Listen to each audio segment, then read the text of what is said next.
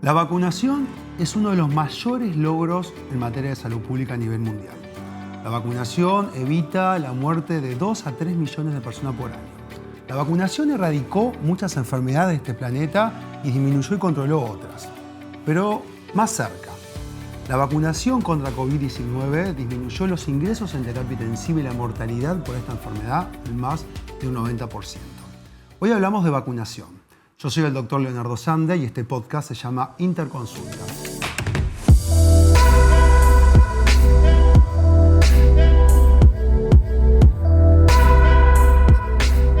Y para la interconsulta de hoy tenemos una experta en este tema. Realmente es un placer, es una alegría tener de invitada a la profesora Zaida Arteta. Bienvenida, Zaida. Hola, ¿cómo estás?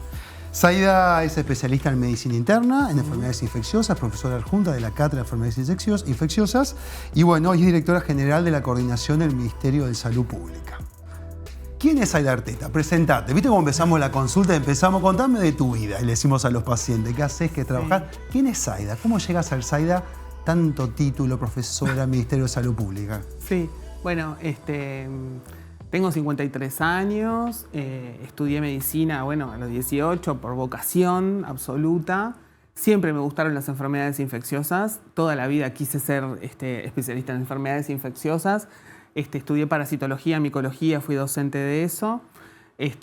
Tengo una carrera en la Facultad de Medicina desde el año 2000 hasta ahora, ininterrumpida en distintos cargos que he accedido por concurso porque me fascina la disciplina.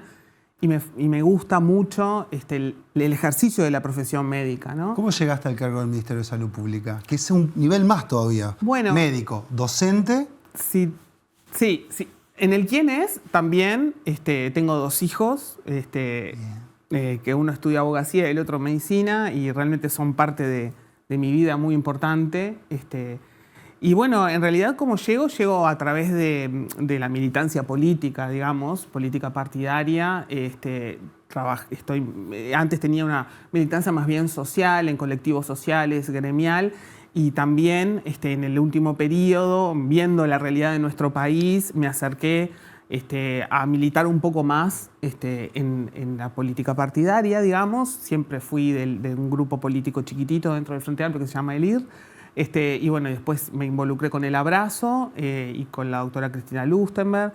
Y bueno, y estamos ahí tratando de, contra viento y marea, digamos, tratando de cambiar cosas. No es una tarea fácil. Entre ellas, los niveles de vacunación en Uruguay, ¿no? De una multiplicidad de vacunas. Me encanta porque tenés 53 años recién y ya tenés un carrerón, o sea, tenés para todavía mucho más por delante. Sí, igual los 40 no me pegaron tanto, los 50 dije, wow, 50. Ya viví más de la mitad de lo que... Detrás de cámara decía, pero bueno. Cuando yo era residente, ella trabajaba en la puerta del hospital español donde yo me formaba con mi pareja. ¿Nos conocimos? ¿Nos conocimos ahí? Ahí, en la residencia del Hospital Español. En la residencia de León, en el Hospital Español. Ahí nos donde conocimos. yo era médica de guardia y donde realmente decíamos, es uno de los CTI que consideramos mejores en el sentido de la concepción y de cómo se trabaja en conjunto. De cómo se trabaja en conjunto. Bueno, vamos a empezar a hablar de vacunación.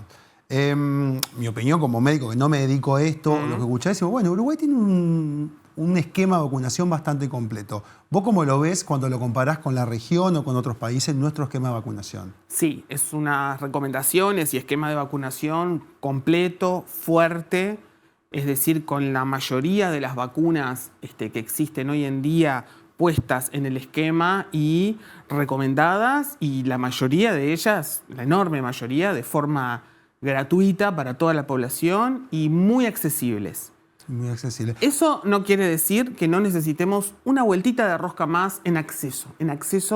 Es decir, en más policlínicas, más cerca de las personas, más oportunidades. Por ejemplo, vacunatorios un sábado de tarde abierto, vacunatorio hasta las 10 de la noche abierto, para que quienes puedan tener una barrera porque trabajan o lo que sea, vacunatorio más cerca de las escuelas. Eso tenemos que cambiar eso. O sea, igual hoy hay acceso. Te decía, más allá del esquema que el Ministerio plantea de vacunación, bueno, ¿cómo la población accede? Claro. ¿Estamos bien en eso? ¿La población accede? ¿O decís adhiere? ¿Adhiere? Eso sí. Bien. Sí, la población adhiere muchísimo. Tenemos porcentajes de por encima del 95% en los niños, en los adolescentes.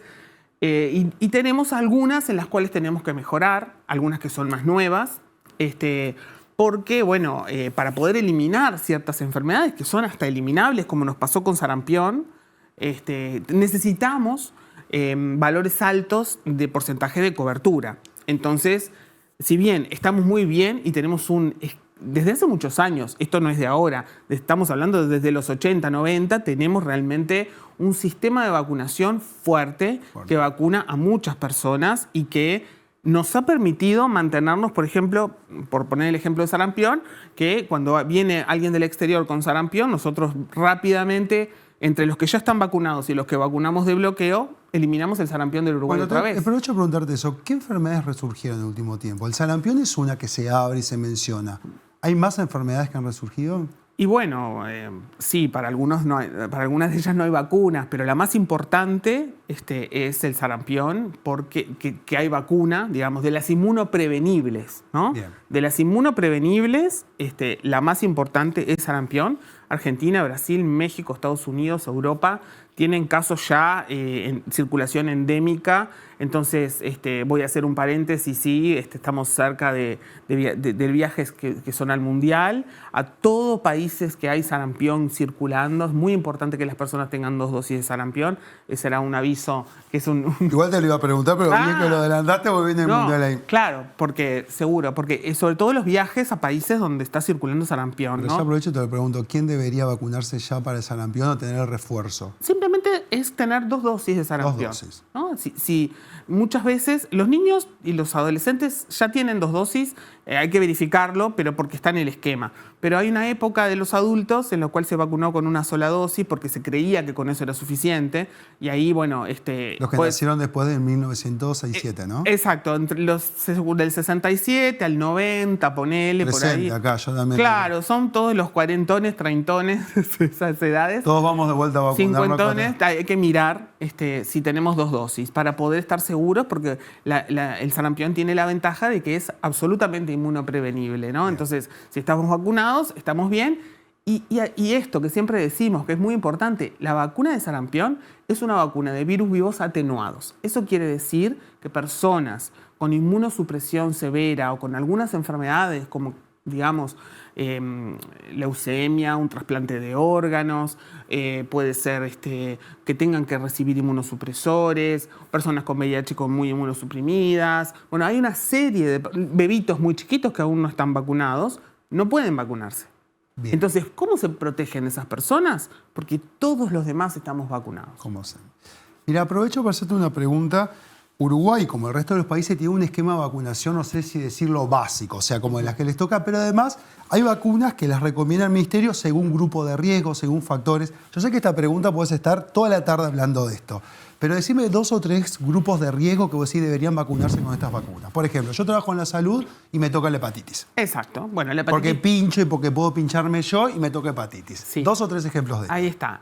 La hepatitis B es una de las enfermedades inmunoprevenibles donde la vacuna sirve muchísimo porque elimina la posibilidad de que la persona adquiera hepatitis, que es una enfermedad de transmisión sexual, la más frecuente, pero que también se puede transmitir por otras formas como en la salud, etc.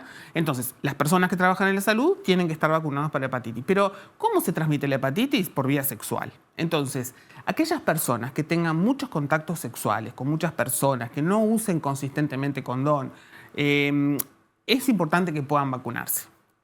La vacuna es gratuita, dada por el Ministerio de Salud para algunas de estas indicaciones, pero bueno, en realidad si uno está en mucha chance de adquirirlo, ¿no? Lo que llamamos riesgo o poblaciones clave, si estamos en mucha chance, sobre todo por vía sexual o trabajando en la salud o porque nos vamos a someter a algún procedimiento, es importante consultar para poder vacunarse para hepatitis B. Esa es una de las... ¿Otro ejemplo que se te ocurra? Otro ejemplo es la hepatitis A, que también es una vacuna que ahora los niños y los jóvenes tienen, igual que la hepatitis B, pero los adultos no tenemos. La hepatitis A se transmite por contacto con alguien que tenga hepatitis A, por el baño, ¿se acuerdan aquello de los cubiertos? Un vaso, comer alguna comida que esté mal lavada, contaminada, por quien prepara alimentos. O sea, se puede transmitir de los colegios, ¿no? Por vía fecal-oral, ¿no? Entonces es ahí está, por falta de higiene, ¿no?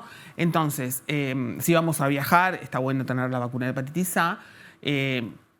Pero ahora estamos viendo algunos brotes relacionados a las relaciones sexuales, al sexo orogenital. Entonces, quienes van a tener relaciones sexuales, sexo orogenital con personas que no conocen, por redes, por ejemplo, está bueno que se vacunen para hepatitis A, porque los poquitos brotes que ha habido son en esos lugares ahora, ¿no? Entonces, es como esto de la vacunación, a mí me gusta decir siempre que es a la carta, como tantas cosas, ¿no? Pero la vacunación es a la carta.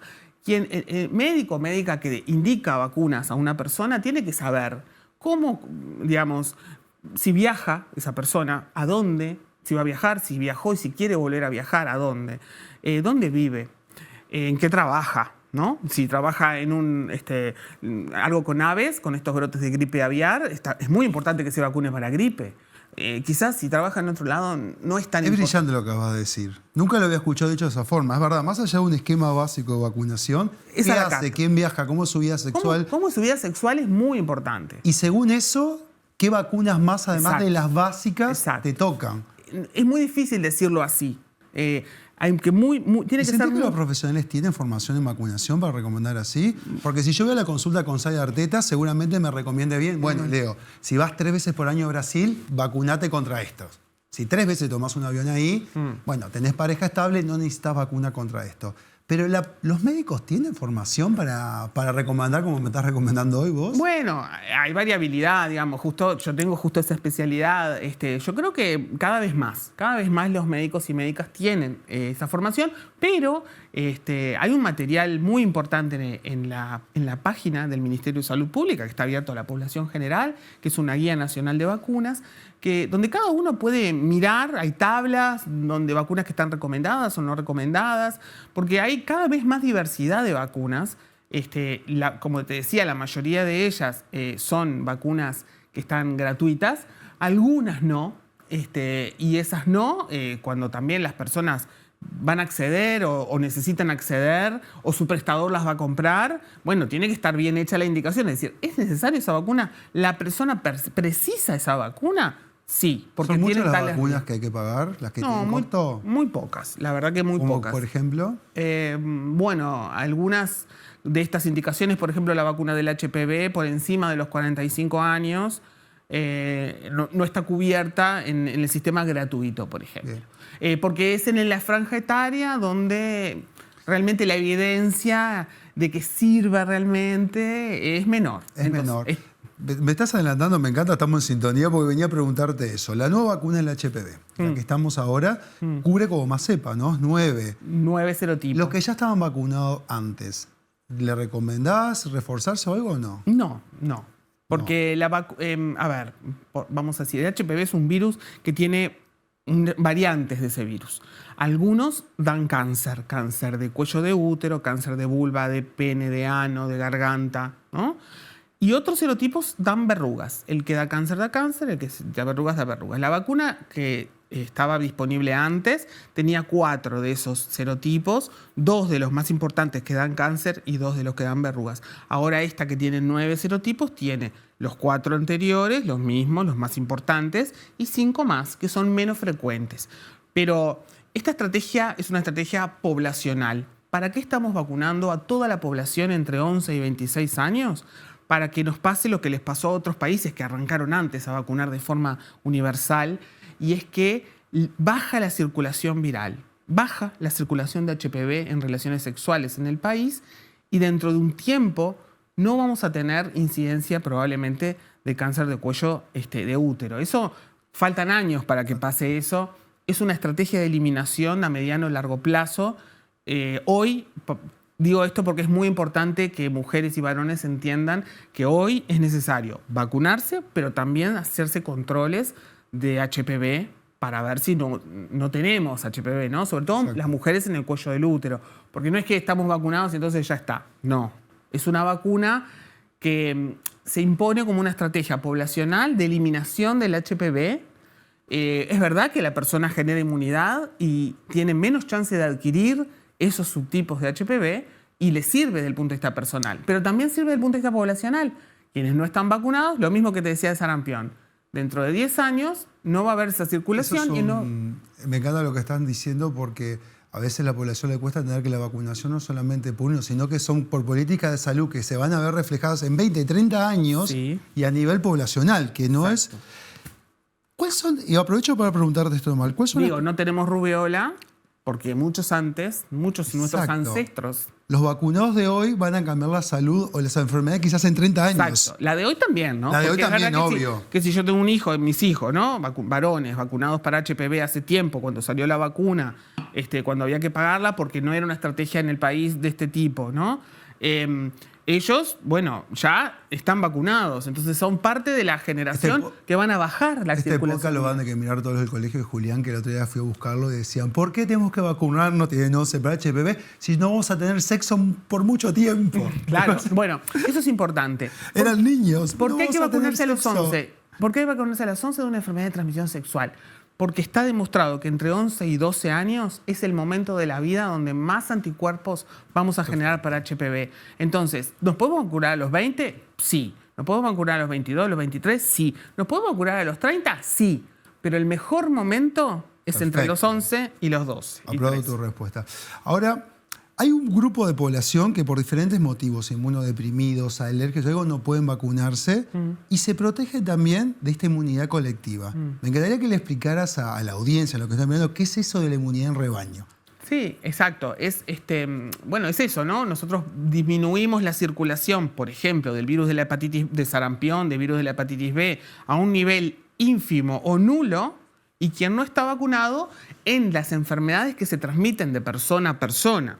Porque esto no vale para enfermedades que se transmiten, por ejemplo, del ambiente, por ejemplo, tétanos. Bien. El tétanos, cada uno tiene que desarrollar los anticuerpos porque se adquiere si yo me lastimo y ahí la herida sucia con las bacterias de Bacillus tetani, ¿no? Entonces, ahí no hay rebaño, ahí cada uno adquiere del ambiente una infección. Ahora, de las que se transmiten entre personas por vía respiratoria, las más frecuentes, o por vía sexual, si hay cada vez menos personas con esas enfermedades, cada vez menos personas, ¿no?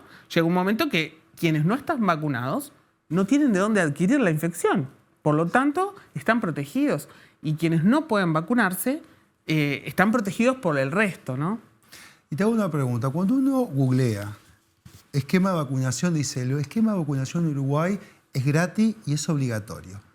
Pero si la población decide no vacunarse, no tiene ninguna medida. ¿Cómo trabaja el ministerio? Ahora me voy a tu rol con tu cargo en el ministerio. ¿Cómo trabaja el ministerio con esta población que dice, yo no quiero vacunarme? Que si bien hay números evidentes y contundentes de lo que es la vacunación y del impacto que tiene, como dije, esto evita que muchas personas se mueran. Protege al que no puede recibir inmunidad y ha quitado, bueno, ni que hablar de los costos económicos que ha tenido en el mundo evitarse todas estas enfermedades infecciosas. Pero hay población que no.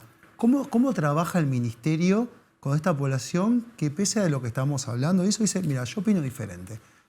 Creo que las vacunas pueden ser peligrosas, que las reacciones adversas pueden ser letales. Y bueno, hay otros, bueno, con el COVID se nutrió mucha fantasía. Bueno, no sé si decir el término fantasía, quiero ser respetuoso, pero he escuchado discursos hasta que Sí, con cuestiones chip, que no tienen evidencia. que no tiene evidencia. Sí. ¿Cómo trabaja el ministerio? Sí, bueno, el Ministerio tiene la Comisión Nacional de Vacunas, que es la que define qué vacunas ingresan al esquema. Tiene una unidad de inmunizaciones dirigida por la profesora Catalina Pires, profesora de pediatría, muy conocida por todos nosotros, y personas que saben muchísimo más de vacunas que yo, así te lo digo, ¿no? Que yo seguro. Y bueno, y ellos siempre nos cuentan y trabajamos pensando en que lo mejor es tratar de poner la información sobre la mesa, que la persona pueda analizarla, pueda entenderlo y tome la conducta que desee tomar. Estamos hablando de los adultos. Bueno, es como todo, las vacunas son medicamentos, de alguna manera, especiales porque son vacunas, pero son medicamentos. Todos los medicamentos, desde un ibuprofeno o una dipirona, un paracetamol que estamos ingiriendo, un suplemento, ¿no? Todo tiene un efecto deseado para lo que lo estoy tomando y posibles efectos adversos. Los más frecuentes de las vacunas, dolor en el lugar de inyección, un poquito de enrojecimiento, un poquito de malestar en algunas. Y es verdad que hay vacunas que algunas veces han tenido algún efecto un poco más grave, en miles y millones, ¿no? Como tiene el paracetamol, como tiene la dipirona alérgica, persona alérgica que le puede causar un efecto grave, pero es muy poco frecuente. Entonces, los beneficios tienen que ser puestos sobre la mesa, intentar en realidad en la consulta o en este tipo de situaciones de comunicación con la población, que las personas entiendan esto que estás diciendo, que nosotros no ganamos nada especial, simplemente ganamos en personas sanas, ¿no? Con las vacunaciones. Pero sobre todo el mensaje positivo, ¿verdad?, de que las vacunas salvan vidas y poder, con estas personas que no quieren vacunarse o no quieren vacunar a sus hijos, poder sentarnos, y eso es lo que habitualmente hacemos, conversar y explicar. Para que esas decisiones al menos estemos seguros de que sean con toda la información sobre la mesa, que no sea por un prejuicio o por algo que escuchó la persona que no tiene sustento. Más allá de la medicina con esto, que es, bueno, es ético y moral, que es muy delicada, ¿no? Muy delicada. ¿Hasta cuánto están los derechos de la persona humana y hasta cuánto se juega lo colectivo? Bueno. Que es muy complejo de analizar. Ese es un aspecto, y el otro aspecto es el de los niños. Yo no tengo la respuesta clara. Pero el otro aspecto es el de los niños. Como digo a veces... ¿Quién le quita el derecho a un niño de no morir de tétanos, como falleció alguien ahora? A eso iba la pregunta, porque los adultos... ¿Quién le quita el derecho? ¿Quién le otorga el derecho? ¿El Estado tiene que garantizar el derecho de no morir de tétanos a un niño? ¿O los padres tienen el derecho de ponerlo en ese riesgo? ¿No? O los padres de los niños que sí quieren vacunarse cuando hubo un niño sin vacunación. Yo no tengo la respuesta clara. ¿Qué es lo que debe pesar más ahí? Pero sí estamos claros que es una discusión que tiene que estar en el tapete en la medicina, en el Ministerio de Salud Pública. Sí. Nosotros tenemos claro que la vacunación... sarampión y hoy en día tenemos que estar vacunando de vuelta. Sí, exacto.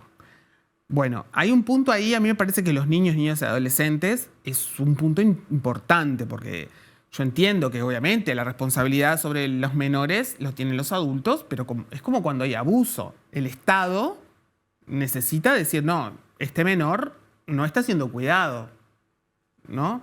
Entonces, es difícil también, podemos decir, bueno, hasta dónde el Estado se mete en lo privado, ¿no? Yo creo que la vacunación es un derecho de niños, niñas y adolescentes. Yo le voy a negar el derecho a una niña de vacunarse en tiempo para después no tener cáncer de cuello de útero. O sea, ella no puede decidir a los 11 qué va a decidir. O sea, no podemos poner, entonces tienen que decidir los adultos. Entonces, es muy delicado, porque no es solo esto que vos decís colectivo, que también, ¿no? Lo solidario, está bien, pero después está lo individual, ¿no? Mi pensamiento es que realmente es un derecho de los niños, niñas y adolescentes, con todas que lo que tenemos que la ciencia nos da, los proteja. Entonces, no vacunar o aceptar que una familia no vacune a los niños es muy complejo, a nosotros nos cuesta mucho. Porque para nosotros es un derecho que tienen los niños, niñas y adolescentes. Entonces, donde está la mayoría de las vacunas, ¿no? La mayoría de las vacunas que damos es en menores de 18. Lo viví en primera persona. Sabes que mi primera especialidad es medicina intensiva. Cuando veía al final de la pandemia los casos graves de COVID no vacunados. Y yo realmente hace 2 años que no tengo un COVID grave en CTI ya. No hay. Porque estamos vacunados. O sea, las infecciones respiratorias graves virales son por otros virus, pero no son por COVID. Sí, claro. Los últimos que tuvimos son pacientes muy inmunocomprometidos, que el COVID era como algo más que andaba ingresando ahí. Te voy a dar el minuto a cámara, que creo que ya lo has dicho muchas veces. Bueno, en la charla te agradezco de verdad. Me encantó. A mí también. Toda tu respuesta. Sabes que te admiro y que te sigo en redes y que... Yo también. Contigo el alumno. Yo te admiro. Hoy arrancamos el primer podcast, la primera interconsulta con Sae. Yo decía, estoy nervioso porque siempre es difícil entrevistar a alguien que admiras. Y sobre todo eso, yo te valoro muchísimo como profesional. Yo te voy a dar esa cámara. Si vos tuvieras un padre que no quiere vacunar a sus hijos, en esa cámara, ¿qué le dirías? Bueno, le diría que consulte en el equipo de salud, que se informe, que trate de buscar mucha información, que busque alternativas de información, de conocimiento. El Ministerio de Salud Pública tiene el área de inmunizaciones que puede ayudar a conseguir esa información y también, por supuesto, pediatras y médicos de medicina familiar que también pueden proporcionar información. Que no nos quedemos con la primera cosa que escuchamos, que vemos en redes, que hurguemos en la información, en los beneficios de las vacunas, en lo que pueden ser efectos adversos y en esa balanza podamos decidir con toda la información sobre la mesa, pensando qué es lo mejor para esos niños y niñas y adolescentes. Zaida, de verdad, muchísimas gracias. Nos vemos, que pases bien. Nos vemos. Bueno, terminamos la primera interconsulta. Hablamos sobre vacunación. Creo que surgieron respuestas e información que va a ser buenísimas, de altísimo nivel. Y bueno, me queda más, si llegaron hasta el final de este video, es porque seguramente les interesó el tema. Solo me queda decirles muchas gracias y hasta la próxima interconsulta.